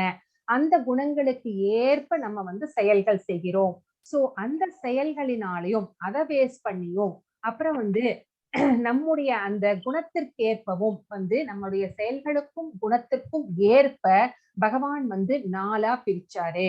அது என்னென்ன அப்படின்னு கேட்டீங்கன்னா, பிராமணர், சத்திரியர், வைசியர், சூத்ரர் அப்படிங்கிறது. இது என்ன அப்படிங்கறது நான் உங்களுக்கு ஆல்ரெடி சொல்லியிருக்கேன். பிராமணர்கள் அவங்க வந்து சத்துவ குணத்துல இருப்பாங்க. அதனால வந்து வேத கல்விதான் அவங்களுடைய முதன்மையான நோக்கம். அடுத்தது வந்து இவங்க வந்து சத்திரியர்கள் வந்து ரஜோகுணத்துல இருப்பாங்க. அதனால நாட்டை ஆள்வது, அட்மினிஸ்ட்ரேஷன், இதுக்கெல்லாம் வந்து இது வந்து சிறந்ததாக இருந்தது. அடுத்தது வந்து வைசியர்கள் வந்து ரஜோகுணமும் தமோகுணமும் 2ம் மிக்ஸ்டா இருப்பாங்க. அதனால இவர்கள் வந்து வியாபாரமும் விவசாயமும் செய்தார்கள். மிக கடுமையான வேலைகளை வந்து சூத்திரர்கள் செய்தார்கள். இவர்களுடைய குணம் வந்து தமோ குணமாக இருந்தது அப்படிங்கிறதையும் நாம் பார்க்கிறோம். சோ இததான் இதுக்கேத்த மாதிரிதான் வந்து 4ஆ வந்து மனித சமுதாயத்தை வந்து பிரிச்சாரு. சோ இந்த மாதிரி எல்லாம் நான் வந்து குணங்களுக்கு ஏற்ப படைச்சா கூட இந்த செயல்கள் வந்து நானே வந்து உங்களுக்கு எல்லாம் படைச்சு நீங்க எல்லாம் செய்யுங்கன்னு சொன்னா கூட இந்த குணங்களுக்கும், இந்த 3 குணங்களுக்கும் எனக்கும் வந்து எந்த சம்பந்தமும் இல்லை. இதை படைத்தவன் நானாயினும் இந்த குணங்கள்னால எனக்கு எந்த பாதிப்புமே கிடையாது அப்படிங்கிறாரு. இந்த குணத்துக்கெல்லாம் அப்பாற்பட்டவர் பகவான். அவர் வந்து நிர்குணவான். நிர்குணவான்னா இந்த 3 குணங்களினால் அவர் வந்து எந்த பாதிப்பும் அடைய மாட்டார். 14ல என்ன சொல்றாருன்னா, நமாம் கர்மாணி லிப்பந்தி நமே கர்ம பலே ஸ்ருவாஹ இதி மாம் யோபி ஜானாதி கர்ம பித்ன சபத்யதே. என்னை பாதிக்கும் செயல் என்று எதுவும் இல்லை. செயல்களின் பலனை நான் விரும்புவதும் இல்லை. என்னை பற்றிய இவ்வுண்மையை அறிபவனும் செயல்களின் விளைவுகளால் பாதிக்கப்பட மாட்டான். சோ நம்ம செயல்கள் செய்கிறோம். நம்ம எப்பவுமே செயல்கள் செய்யும் போது ஏதாவது ஒன்னை எதிர்பார்த்துதான் செய்வோம். ஆனா அது கிடைக்கலன்னா அது பாதிப்பு வந்து நம்ம வந்து ரொம்ப கஷ்டப்படுத்தும். சோ அந்த மாதிரி இங்க பகவான் வந்து எந்த செயல்களுமே வந்து செய்தாலும் அதனால அவருக்கு எந்த பாதிப்பும் அப்படிங்கிறது கிடையாது. அதனால ஏதாவது பலனை விரும்புகிறாரா? நம்ம எல்லாம் வந்து பலனை விரும்பிதான் செய்வோம். ஏதாவது ஒரு எக்ஸ்பெக்டேஷன் இல்லாம நம்ம எந்த செயல்களுமே செய்ய மாட்டோம். ஆனா பகவானுக்கு எந்த எக்ஸ்பெக்டேஷனுமே கிடையாது. இந்த உண்மையை எல்லாம் யார் அறிந்து இருக்கிறார்களோ அவர்களும் வந்து இந்த பலன் நோக்கு செயல்கள் எல்லாம் செய்ய மாட்டார்கள். அந்த பலன்களையும் விரும்ப மாட்டார்கள். அந்த விளைவுகளினாலையும் அவர்கள் பாதிக்கப்பட மாட்டார்கள். அப்படி இருக்கணும்னா ஆச்சாரியர்கள் மட்டும்தான் அப்படி இருந்தாங்க. சோ அந்த மாதிரிதான் வந்து பலன் விளைவுகளால் அவர்கள் பாதிக்கப்படாமல் இருந்தார்கள் அப்படின்னு நம்ம இங்க பாக்குறோம். சோ இந்த பிக்சர்ஸ் எல்லாம் அதுதான் ரெப்ரசன்ட் பண்ணுகிறது. சோ என்னை பாதிக்கும் செயல் எதுவும் இல்லை. செயல்களின் பலன்களை வந்து நான் விரும்புவதும் இல்லை. என்னை பற்றிய இந்த உண்மையை அறிபவன் செயல்களின் விளைவுகளினால் பாதிக்கப்பட மாட்டான் அப்படின்னு இங்கே சொல்லப்பட்டிருக்கிறது.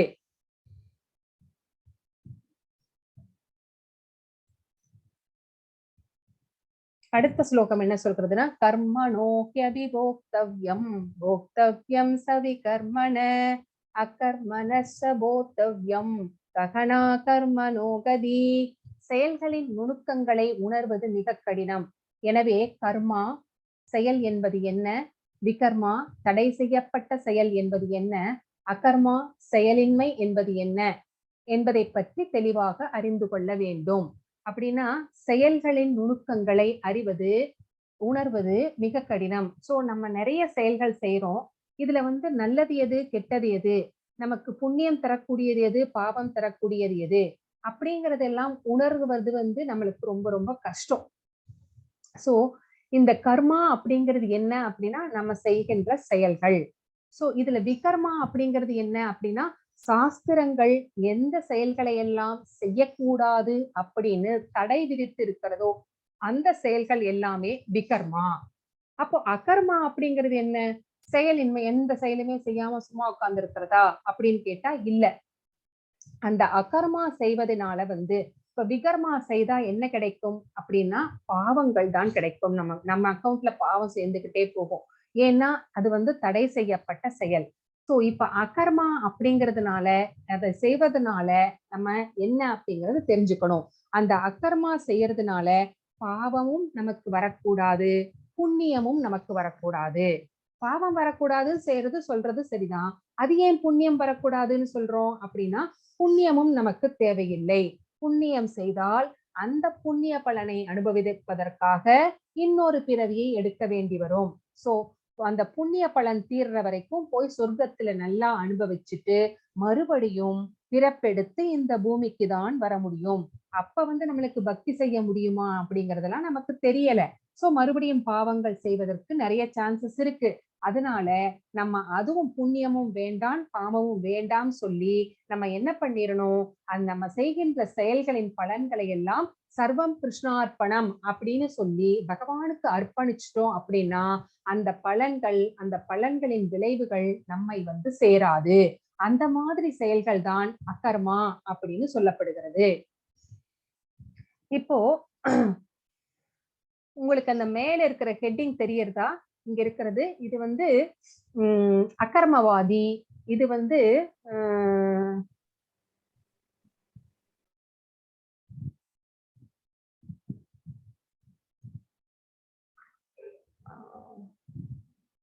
ஹரே கிருஷ்ணா மாதாஜி, உங்களுக்கு இதெல்லாம் தெரியறதா? மேல என்ன ஹெட்டிங் இருக்குன்னு தெரியறதா? தெரியுது மாதாஜி. விகர்மவாதி விகர்மவாதி கர்மவாதின்னு இருக்கு மாதாஜி. ஓகே, அதான் சரிங்களா. இப்ப வந்து வேதங்களை வந்து பின்பற்ற மாட்டார்கள். கீழான உயிரினங்களாக மறுபிறப்பு எடுக்கும் ஆபத்து ஆன்மீகவாதிகளால் ஒத்துக்கொள்ளப்பட மாட்டாது. சோ இவர்கள் எல்லாம் என்ன பண்றாங்க, விகர்மவாதிகள். இவங்க வேதம் என்ன சொல்லுகிறதோ அதுக்கு எகெயின்ஸ்டா நடப்பாங்க. சோ இவங்களுக்கு என்ன பிறவி கிடைக்கும், மிருக பிறவிதான் வந்து கீழான உயிரினங்களாக தான் வந்து மறுபிறப்பு எடுக்க வேண்டி இருக்கும். சோ ஆன்மீகவாதிகளால் ஒத்துக்கொள்ளப்படமா, இவங்க வந்து ஆன்மீகவாதிகளுக்கும் இவங்களுக்கும் வந்து ஒத்தே வராது. அவங்க என்ன சொல்றாங்களோ அதுக்கு எகெயின்ஸ்டா செஞ்சிட்டு இருப்பாங்க. சோ எடுத்த பிறவி நோக்கத்தில் தோல்வி. சோ இந்த மனித பிறவி கிடைச்சதனுடைய நோக்கம் பக்தி செய்து பகவானை அடைவது. அந்த நோக்கம் வந்து இவர்களுக்கு வந்து இவங்க வந்து நிறைவேறாது.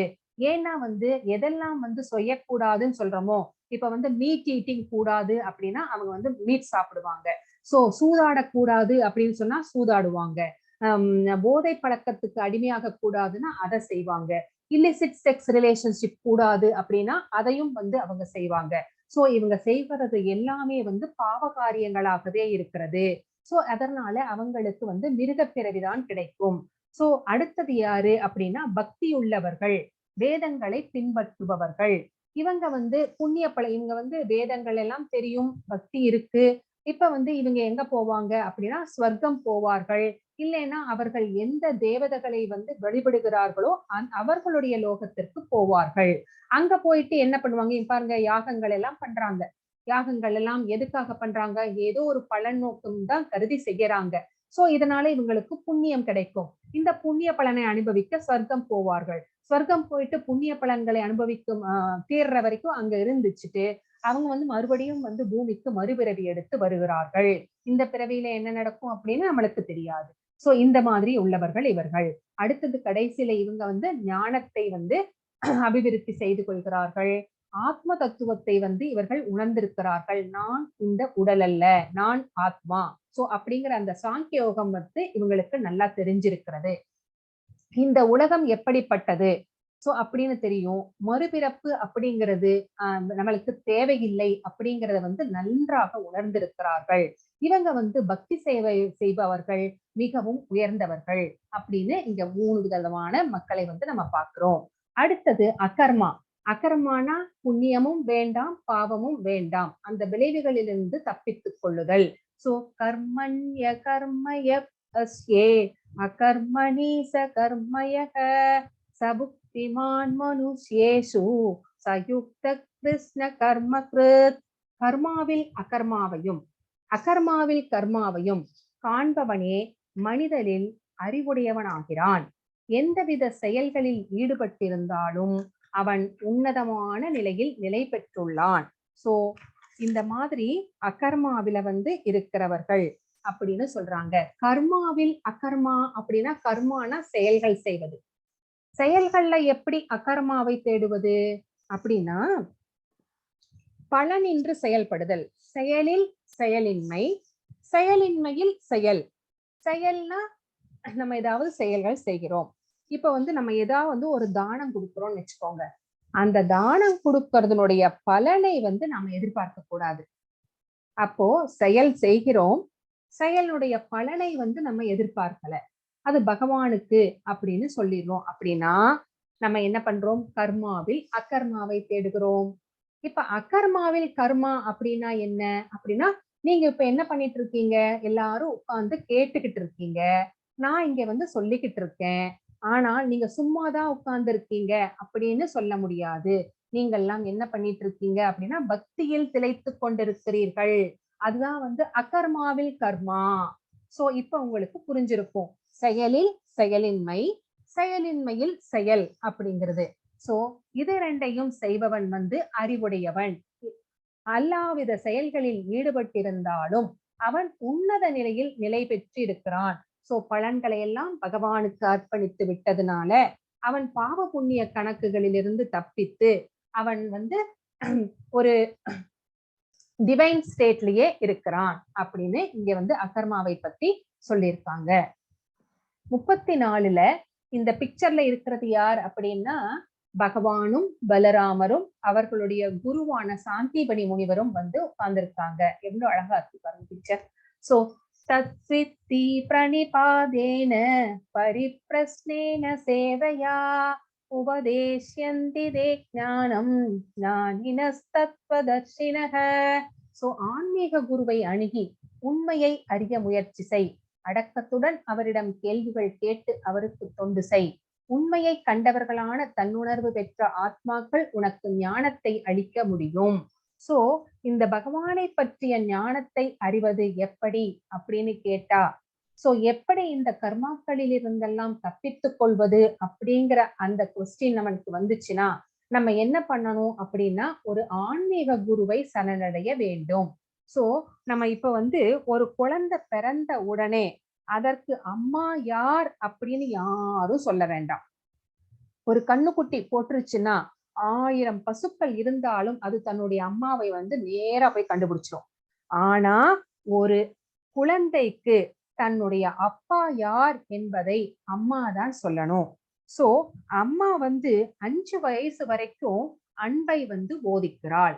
அப்புறம் கொஞ்ச காலத்துக்கு அப்பா வந்து இப்படி செய், அப்படி செய், அது செய்யாத, இப்படி நட அப்படின்னு கொஞ்சம் போதிக்கிறாரு. அதற்கப்புறம் நம்ம என்ன பண்றோம், கொண்டு போய் ஸ்கூல்ல விடுறோம். சோ ஒரு குருவிடம் ஒப்படைக்கிறோம் குழந்தைய. சோ ஒரு குருவிடம் வந்து அவங்க எப்படி கல்வி கத்துக்கணும் அப்படின்னா, முன்னாடி குருகுலத்துல எல்லாம் பகவானிடம் குருகுலத்துல விட்டுருவாங்க.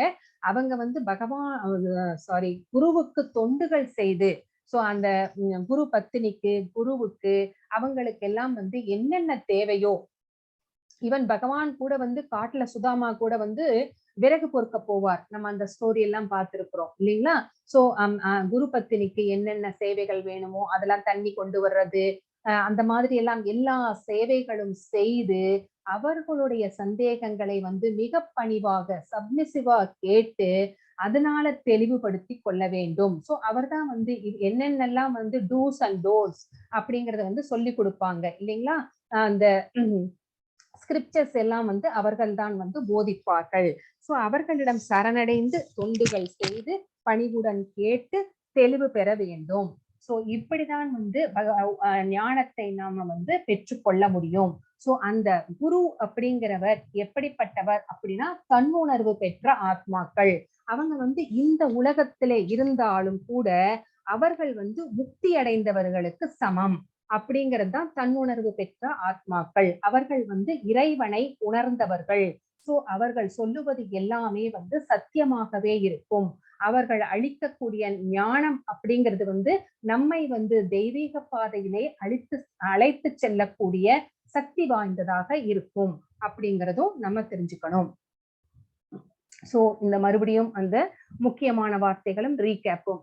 சோ கிருஷ்ணரை பற்றிய ஆழ்நிலை அறிவு, ஏவம் பரம்பரா பிராப்தம் அப்படிங்கிறத பத்தி பார்த்தோம்.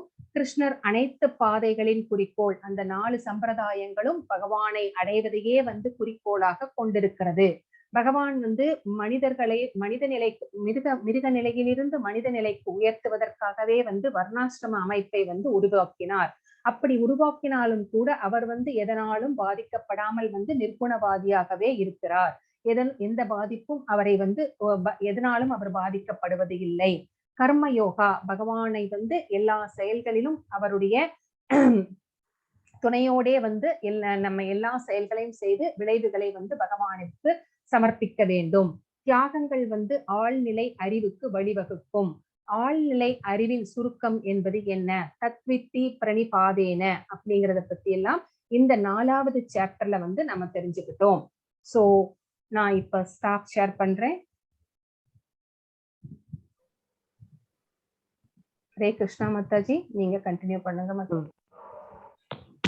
எல்லா டிவோட்டிஸ்க்கும் என்னுடைய நமஸ்காரம். இன்னைக்கு வந்து நான் நிர்கா அப்படிங்கிற ராஜாவை பத்தியாக்கும் இன்னைக்கு கதையை சொல்ல போறேன். ஒரு வாட்டி சம்பா அப்படிங்கிற ஒரு யாதவ குலத்து பையன் வந்து அவருடைய தோழர்கள் எல்லாத்தையும் அழைச்சிட்டு காட்டுல போய் விளையாடிட்டு இருந்தான். அப்படி விளையாடிட்டு இருக்கும்போது அவளுக்கு எல்லாருக்கும் ரொம்ப தாகம் எடுத்தது. சரின்னுட்டு பக்கத்துல இருக்கிற ஒரு கிணறை பார்த்துட்டு எல்லாருமா போய் அந்த கிணத்துல போய் தண்ணி குடிக்கலாம்னுட்டு அங்க ஓடி போறது. அங்க பார்த்தா அது ஒரு பாழடைஞ்ச கிணறா இருக்கு. அதுல வந்து ஒரு பெரிய பள்ளி மாதிரி சொல்லணும். அது வந்து ஒரு புதுசா ஒரு பெரிய பள்ளி ஷேப்ல ஒரு பெரிய ஒரு இது. அந்த பிராணியை பார்த்துட்டு இவா எல்லாரும் ஐயோ இது தனியா இதுக்குள்ள கடக்கேன்னு சொல்லிட்டு அதை எப்படியானோ அதை காப்பாற்றணும்னு சொல்லி இவா குச்சி கயறு என்னெல்லாமோ எடுத்து அதை வந்து காப்பாத்துறதுக்கு ட்ரை பண்றான். ஆனா இவாளால அதை காப்பாற்றவே முடியல. ஏன்னா அது ரொம்ப ஹெவியா இருக்கு, இதுல எல்லாம் வர்றதுக்கு முடியல அதுக்கு. அப்போ கிருஷ்ணர் கிட்ட ஓடி போய் எல்லாருமா போய் சொல்றான், அதுல ஒரு மாதிரி ஒரு பெரிய பள்ளி இருக்கு, அதை எடுத்து விடணும் அப்படின்னுட்டு சொல்றான். சரின்னு அது என்னன்னு பார்க்கறதுக்கு கிருஷ்ணர் அங்க வர்றார். கிருஷ்ணர் வந்து பார்த்த உடனே அவருக்கு தான் இந்த கயிறு குச்சி எல்லாம் தேவையில்லையே, அவருடைய கையே அப்படி உள்ள கீழே போட்டு அதை மெதுவா எடுத்து வெளியில விடுவார். அவர் கை பட்ட உடனே அது வந்து ஒரு ராஜாவா அது மாறுது. மாறினோடனே கிருஷ்ணர் வந்து நீ யாரு, எப்படி இப்படி இந்த உருவம் எடுத்து நீ இது உள்ள வந்து இருக்க அப்படின்றத கேட்குற. அப்போ அந்த ராஜா சொல்ற, நான் வந்து மிருகாவாக்கம், நான் இஸ்வாக்குவோடைய பையன் அப்படின்னுட்டு சொல்றார். நான் வந்து ஒரு தடவை எல்லா தான தர்மங்கள் பண்ணதுல எனக்கு ரொம்ப இஷ்டம். அதனால நிறைய பிராமணர்களுக்கு பசு தானம் செஞ்சுட்டு இருந்தேன். அப்படி ஒரு வாட்டி நான் செஞ்சுட்டு இருந்த போது ஒரு பிராமணருக்கு கொடுத்த பசு வந்து எனக்கும் தெரியாமலே என்னுடைய தொழுத்துல வந்து கொடுத்து, திருப்பி என்னுடைய தொழுத்துல வந்தது எனக்கு தெரியாது. அது தெரியாம திருப்பி அதே மாடை வந்து நான் வேற ஒரு பிராமணருக்கு அதை வந்து நான் தானம் பண்ணிட்டேன்.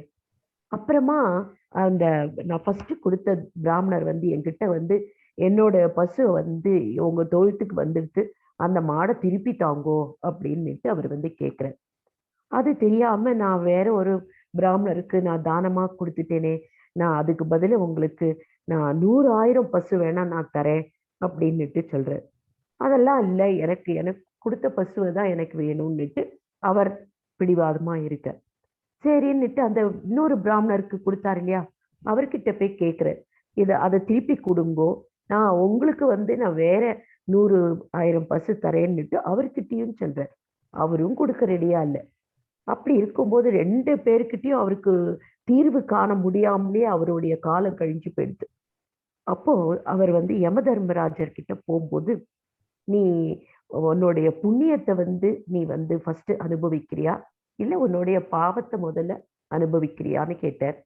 அப்போ நான் வந்து என்னுடைய பாவத்தை ஃபர்ஸ்ட் நான் அனுபவிக்கிறேன் அப்படின்னு சொன்ன உடனே எனக்கு இந்த கதி எனக்கு வந்துடுத்து, அதனால தான் இந்த கதி வந்துடுத்து அப்படின்னுட்டு கிருஷ்ணர்கிட்ட சொல்றார். அப்போ அந்த இது முடிஞ்ச உடனே அவருக்கு சொர்க்கம் இது வருது, அதுல ஏறி சொர்க்கத்துக்கு போயிடுறார். அப்போ கிருஷ்ணர் வந்து அவருடைய ஃப்ரெண்ட்ஸு கிட்ட எல்லாம் சொல்றார், இந்த மாதிரி நம்ம வந்து ஒரு பிராமணருடைய சாமான் எதையும் நம்ம வந்து எடுக்கக்கூடாது, நம்ம அதை எடுத்தா இந்த மாதிரி ஒரு பாவம் தான் நமக்கு கிடைக்கும் அப்படின்னுட்டு சொல்றார். இதுல இருந்து நம்மளுக்கு நம்ம என்ன தெரிஞ்சுக்கணும் அப்படின்னாக்கா, இத எந்த தானம் செஞ்சா கூட நம்ம வந்து நம்மளா செய்யக்கூடாது, அதை கடவுள் பேர்ல செய்யணும்.